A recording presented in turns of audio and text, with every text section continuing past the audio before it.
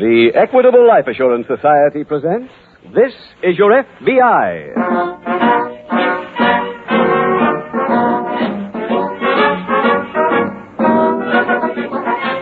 This is Your F.B.I., the official broadcast from the files of the Federal Bureau of Investigation. Presented as a public service by the Equitable Life Assurance Society of the United States and the Equitable Society's representative in your community.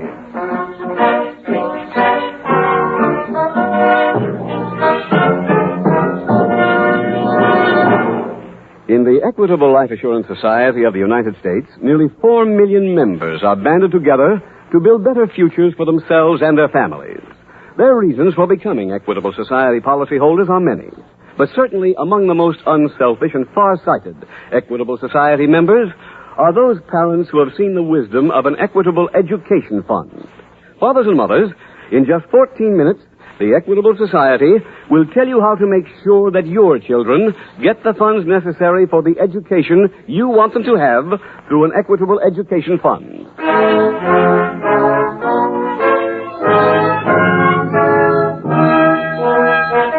Tonight's FBI file, The Unknown Voice.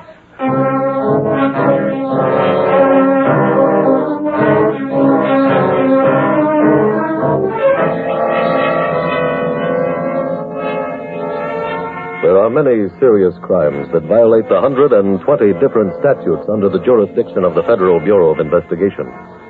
It is a matter of record and of performance that the members of your FBI work as hard to apprehend one type of criminal as another. But in addition to being law enforcement officers, special agents are human beings with the same set of emotions as any decent citizen. And so it is not surprising that the two most venal crimes, kidnapping and extortion, are investigated not only with a trained mind, but with a sympathetic heart. Most crimes have a suddenness to them. The criminal determines when he will commit them, he commits them, and they are over. Not so, though, with kidnapping and extortion. They are crimes of torture, for the victim of no other crime knows the terror, the constant nerve-shattering terror that comes with waiting for the kidnapper's next ransom note or the extortioner's next telephone call. Hours become eternities, and under the unrelenting pressure, one thing becomes certain. Something has to give.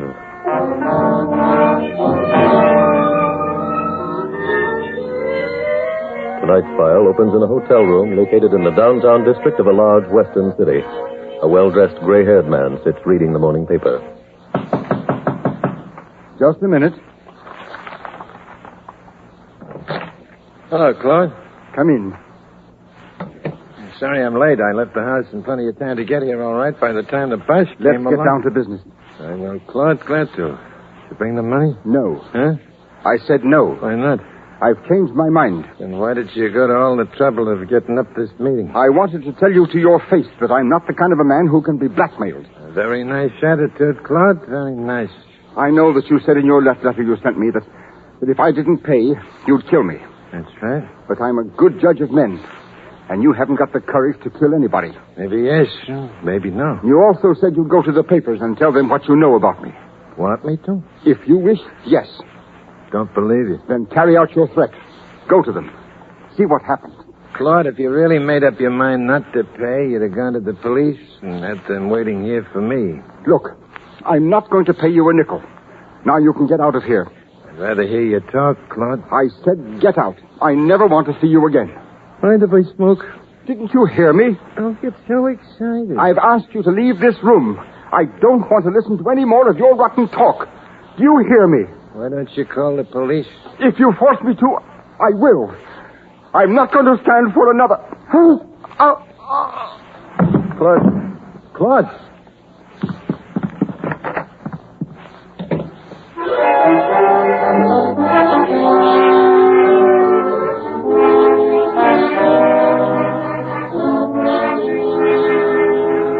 A short time later, at the local FBI field office, Special Agent Jim Taylor and Agent Paul Morrison are sitting in a small office listening to a record.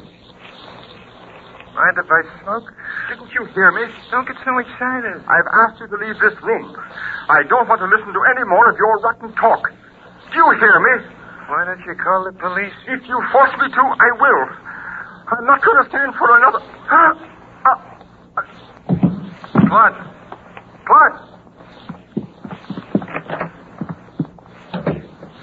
That's it, Paul.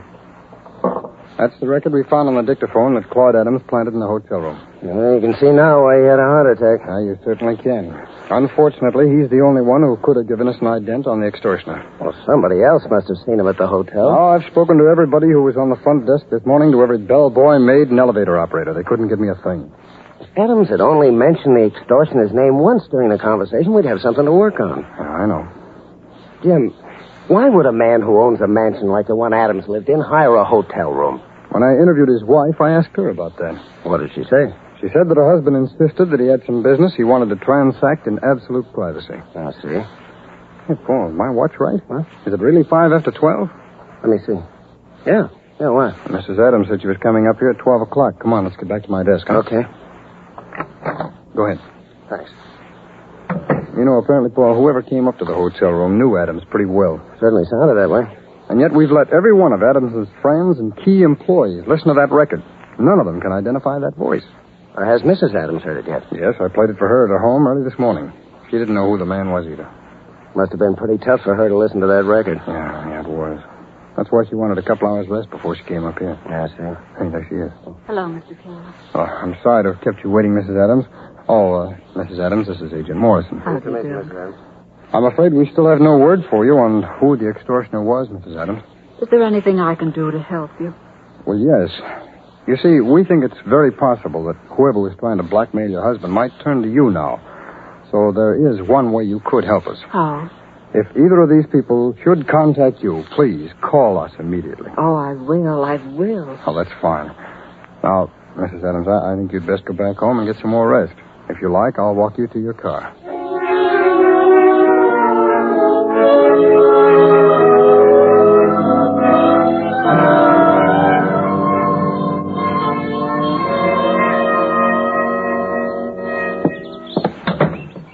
That you, Tom? Yeah, Well, where you been all day? walking around. I thought you went to see Mr. Adams this morning to get that money. I did. Well, Will you cover those cages, Annie? Those birds of yours make me very nervous. first let me see the money. I didn't get any. Why not? He keeled over and died while we were talking. What? Adams just up and died. What caused it? Heart attack, I suppose. That's great. I warned him not to get excited, but he just wouldn't listen to me. You see, Annie, he had a terrible... Oh, shut no up. control of himself. I say shut up. Huh? You've done it again, haven't you? What? You've plumbered another one. Now, look, Annie, could I help it if the man dies a natural death? Yes. Are you serious? You should have collected from him weeks ago. Annie, I did it the best way I could. And that's what's wrong with it. You got no complaint? No complaint. Living in this broken down flat. Always wearing last year's clothes. Now, don't start that again. This was going to be the big one. Well, it was. But like all the others, it never happened. Things aren't too bad, Annie. I can always go back to the plant and get my job back. That doesn't get us out of here. I know. Then I'm going to think of something that will.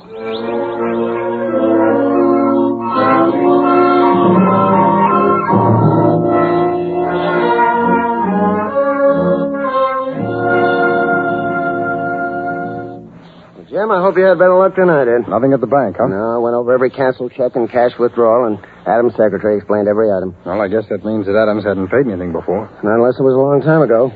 We went over his business and personal checks for the past 6 years. Well, I found out something about the extortioner. Oh? I don't know how much it'll help us, but he comes from New England. How do you know that? While you were out, I listened to the record again. I thought I noticed something about the man's accent. I see. So I called Joe Harrison in to listen to it. He used to be a professor of speech at State University before he became a special agent. Huh, I didn't know that. I didn't either, but it was in the vocation and avocation file. Well, how did Joe know the man came from New England? Well, he told me, but, well, frankly, it was a little too complicated for me to remember. I see. It has to do with things like the primary accents being placed on the first syllable in certain words, the New England A being flatter and having a nasal quality. Okay, I'll take his word for it. Did he tell you anything else about the man? Yes, he said it sounded to him as if the blackmailer was in his late 50s, early 60s. Making him approximately the same age as Mr. Adams. That's right. It's beginning to look like another one of those heavy cases. Yeah, I'll be surprised if it isn't. Where do we go from here, Jim? I think the only thing to do now is trace Adams' background. That's an angle. I'd like to find out if Adams was ever in New England. And if he was, what he did while he was there. Well, maybe somebody down at his office might know. That's right, they might. Paul, why don't you check down there? I'll go over and see Mrs. Adams. Okay. We'll meet back here and start building the biography.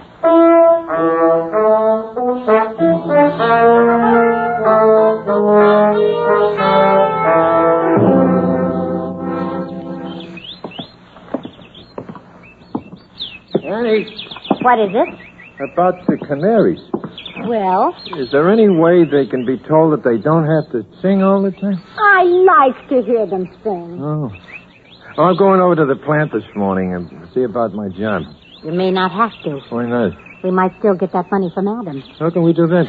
I wrote Mrs. Adams a letter last night. Annie, he's dead. She isn't. I don't get it. Well, if it was going to be worth $10,000 to him to keep his name out of the papers, I figured it ought to be worth that much to her. Keeps the dead man's name pure. Oh. I'll find out right now whether she's going to pay or not. What did you say in the letter? About the same thing you had me write in that first letter. I told her what we knew about her husband. How you and he had... Hello? Hello, Mrs. Adams. This is the lady who wrote you the letter. Oh, Mrs. Adams? yes. Oh, I thought you hung up. No, I'm still here. Have you made up your mind yet? You mustn't go to the newspapers. That's easy to arrange. I have the money for you. Good. Wrap it in a sheet of newspaper Yes? and leave it at the foot of the statue of Abraham Lincoln in the park When? in an hour. All right. And I'm warning you, no tricks.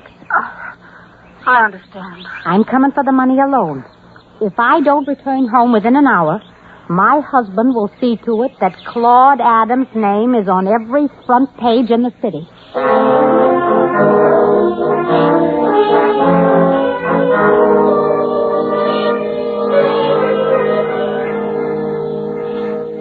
Paul, I think I found the reason for the extortion. What was it, Jim? I took a lot of checking, but I found that in 1916, Claude Adams was arrested in Denver. What for? Grand larceny. He was convicted and sent to prison.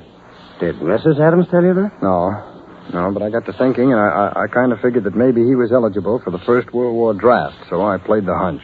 Actually, I was forced to play it. I didn't have any other lead to work on. Pretty good hunch. Yeah, they look good when they work out, don't they? How long was Adams in jail? Until the spring of 1923. Well, according to what I found out at his office, he came here in 23. That's right. I guess he decided he'd had enough of prison, and when he got here, he went it straight. Oh, too bad he couldn't have lived to enjoy his fortune. Yeah, he sure is. You know, I wonder if he had a... Oh, pardon me, Paul, sir. Special Agent Taylor speaking. Hello, Mr. Taylor. This is Mrs. Adams. Did you call me? Yes, I did, Mrs. Adams. Have you found out who that man is? No, not yet, Mrs. Adams, but I think I may have found out why your husband was being blackmailed. But I don't understand it, Mr. Taylor. My husband conducted his business in a perfectly legitimate manner, and our home life was above reproach. Well, I think this matter goes back quite a number of years. But, Mr. Taylor, Claude and I were married for 21 years, and I know that there was nothing he had to hide. Did Mr. Adams ever tell you about any trouble he had in Denver? Denver? Mm-hmm. Claude was never in Denver in his life. Oh, I'm afraid he was, Mrs. Adams. You see, in checking back to find a motive for the blackmailing, we learned that Mr. Adams had been in jail in Colorado. Oh. We got that information from the official record. You don't have to let anyone else know about it, do you? No, of course not. This entire matter is confidential. I know you've gone to a lot of trouble, Mr. Taylor, but I wish you'd forget about the whole affair. Well, I'm afraid that's going to be a little difficult now, Mrs. Adams. Pardon me, Miss Adams. Paul, will you take that, please? Oh, sure, Jim. As I was saying, Mrs. Adams, I think it would be a little difficult to withdraw from the case at this time. But the case is finished. I see. After all, my husband is dead. Well, it's not finished as far as we're concerned. But I can't blackmail him now. Please do me that favor, Mr. Taylor. Well, I'll have to talk to my superiors before I can promise you anything. All right. After I've spoken to them, why, then I'll get in touch with you. Thank you. Goodbye, Mr. Taylor. Goodbye, Mrs. Adams. That's kind of funny. What's that, sir? She seems to resent our having learned that her husband was once in prison. She wants us to drop the case. Well, I think that phone call I took explains why. What do you mean, Paul? That call was from the bank. Huh? I think that guess you made before about the blackmailers making her their new target was right. Oh, why? According to the bank, she came in less than an hour ago and withdrew $10,000 in cash.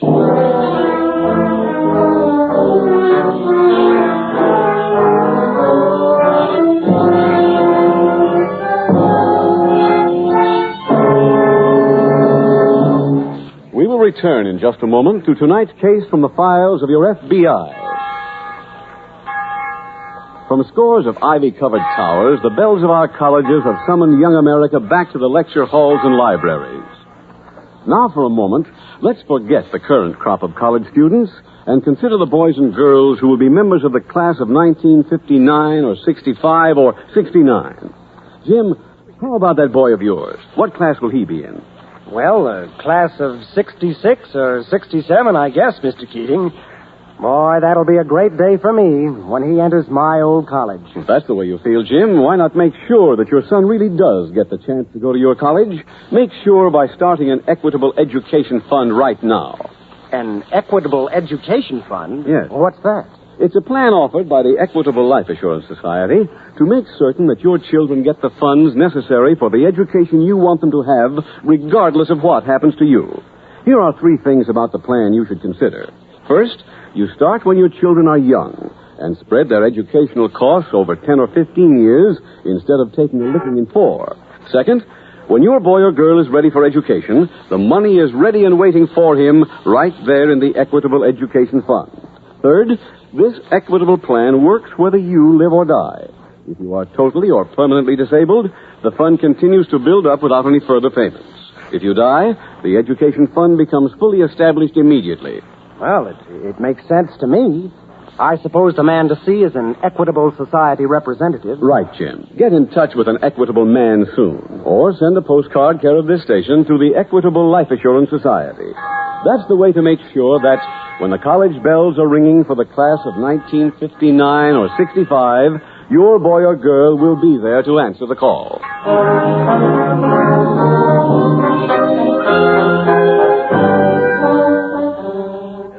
Now back to the FBI file, The Unknown Voice.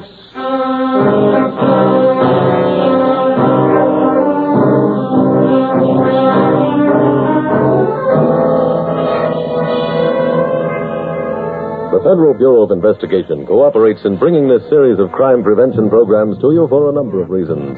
The long-range purpose of your FBI is to tell you what part you can play in the never-ending war against crime.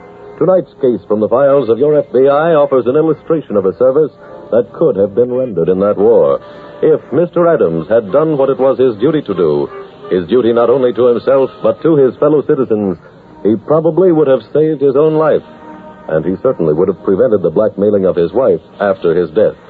What neither Mr. nor Mrs. Adams realized, and it is a common mistake among blackmail victims, is that no blackmailer is ever satisfied. The more he gets, the more he demands as his next payment.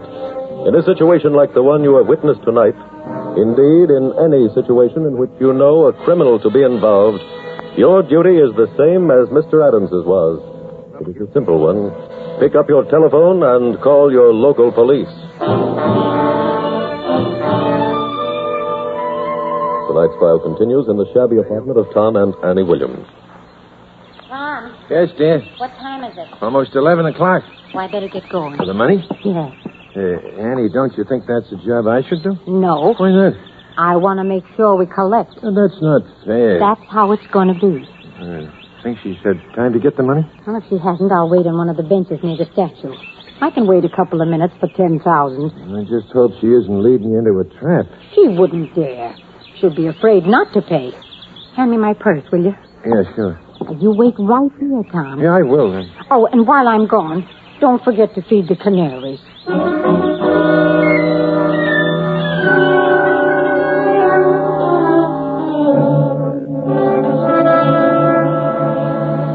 Paul, you were right. Oh, did you see Mrs. Adams? Yes, she finally admitted the blackmailers had contacted her. The instructions you gave her right here in this office couldn't have been any more specific. I know. That's what makes me so annoyed. Well, she had them right in the palm of her hand. We could have arrested them and closed this file. A little too late for that now, Paul. They've already gotten their money. Frankly, I can't feel any too sorry for her. No, I can't either. She certainly doesn't deserve to have us go on working and trying to recover her money. What do you have to do around here to have people cooperate with you?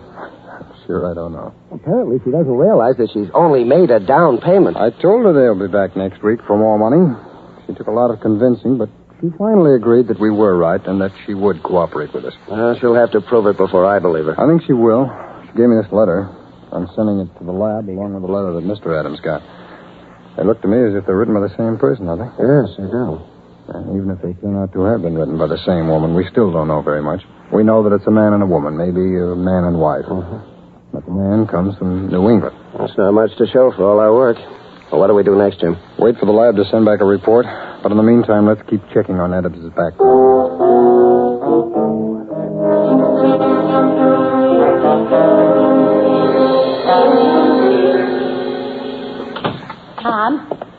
Tom, I've got it. Good work, Annie. $10,000. Did you open the package? Yeah, it's real. Wonderful. Why did you cover those canary cages? Huh? Oh, the poor little fellas, they were bothered by the light. Uncover them. But they would... You heard me. Uncover my canaries. Okay. Oh, you poor darlings. Tom, don't ever do that again. Oh, I'm sorry, dear. Can I see the money? Yeah. There you are. Beautiful. I never thought we'd see this. You wouldn't have if I hadn't gotten that idea. Annie, I'm not taking any credit away from you. Oh, I stopped by on the way home and picked up these pamphlets. What are they? Travel pamphlets. We're taking a trip. Kind of sudden, isn't it? That's right. You could have at least consulted me. Don't you want to take a trip? You can stay home here, you know, if you like. Might be more fun for me being alone on a boat. No, Annie, you'd know I'd love to go. And in fact, I'd go any place just to get rid of these canaries.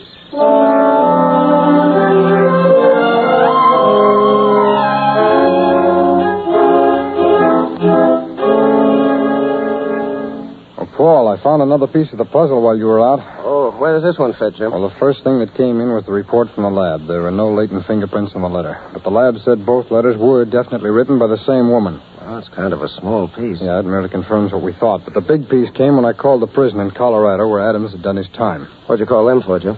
Well, come on. Let's walk down to the teletype room. I'll tell you the rest on the way. Go ahead. Okay, thanks. I wanted to find out how many men who were in jail with Adams came from New England. Say, I never thought of that. The blackmailer could have easily been in jail with him. Well, the warden checked back through the records and found there were 7 prisoners from New England serving time, coincidentally, with Adams. I wired Washington and gave them all 7 names. Well, let's hope we get a break with this angle. Yeah. Hey, Charlie. Yes, sir. Has anything come in for me from Washington? Yes, sir. It just came in. I was Oh, going to bring it over to your desk. Here it is. Thanks, Charlie. Helps a little, Paul. What does it say? 2 of the 7 are back in jail, 2 are dead, and the report on the other 3 is whereabouts unknown. Let's get to work and try to find out where those 3 men are.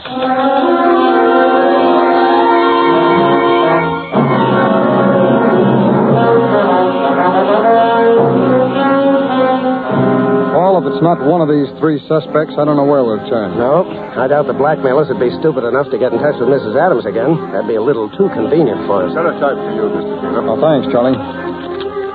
It's from Cleveland, Paul.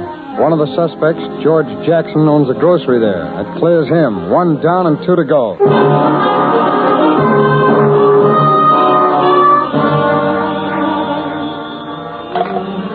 Special Agent Taylor speaking. This is Miss Hollinger at the switchboard, Mr. Taylor. I have a message for you.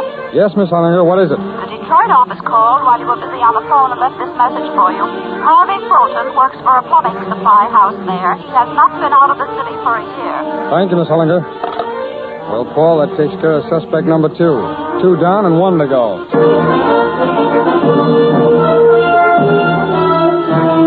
Okay, Paul, grab your hat. Why, Jim, where are we going? I just spoke to the warden in Denver again. He told me that Tom Williams, who was the 7th man from New England, worked in the engraving shop in prison and was an engraver by trade. Well, how does that help us? You know that big engraving plant out on 27th Street? Yeah? I just spoke to them. They said that a Tom Williams worked there. Now, come on, let's go.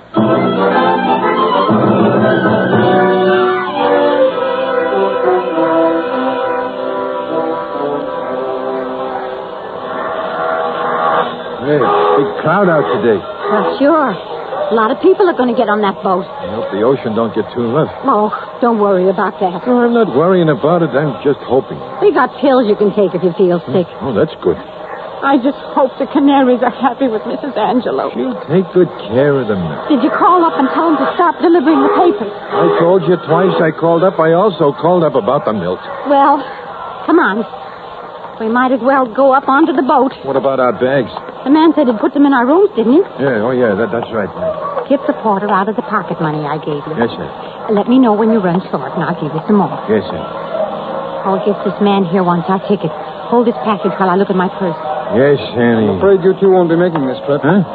Why not, mister? I paid for these tickets. Yes, but unfortunately for you, you paid for them with money you got from Mrs. Adams. She had it marked? That's right. Shut up, Tom. Who are you, mister? I'm a special agent of the FBI. I've got a warrant here for the arrest of you and your husband. Where are you taking us? Downtown. And don't look so badly about missing this trip. Why not? You'll both be taking another trip pretty soon, with the government paying the fare for 2 one-way tickets.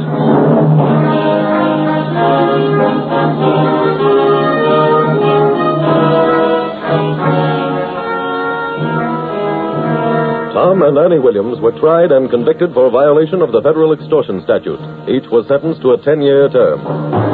Tom Williams is a fairly common name, but the two special agents of your FBI knew that the Tom Williams who had been in prison in Denver and the Tom Williams who had worked at the engraving plant were one and the same man. His employment record at the plant showed that he had quit the week before, but it also showed that his birthplace and date of birth checked exactly with the information in the Denver prison records. When the special agents found that Mr. and Mrs. Williams had fled from their apartment, they checked all transportation agencies. One of them revealed that a Mr. and Mrs. Williams had purchased space on a steamship for Alaska and had paid for it in cash. Waiting for them to arrive at the pier was a simple matter. But then, as you have seen, that is the only thing about tonight's case from the files of your FBI that was simple.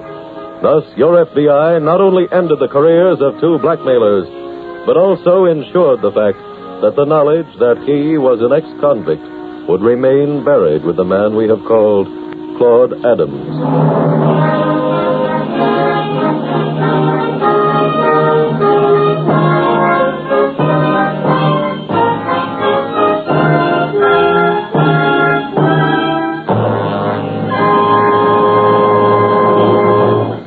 In just a moment, we will tell you about next week's exciting case from the files of your FBI. Now here's the proud father of a 2-week-old boy. He has a question about the Equitable Education Fund. Well, Mr. Keating, that kid's as bright as a dollar. He's going to be head of his class in 1969. But how long should I wait before I start an Equitable Education Fund for him? Don't wait a day, Jim. The earlier you start an Equitable Education Fund in your child's life, the lower the cost per year will be. So why not plan to see your Equitable Society representative soon? Or send a postcard care of this station to the Equitable Life Assurance Society of the United States.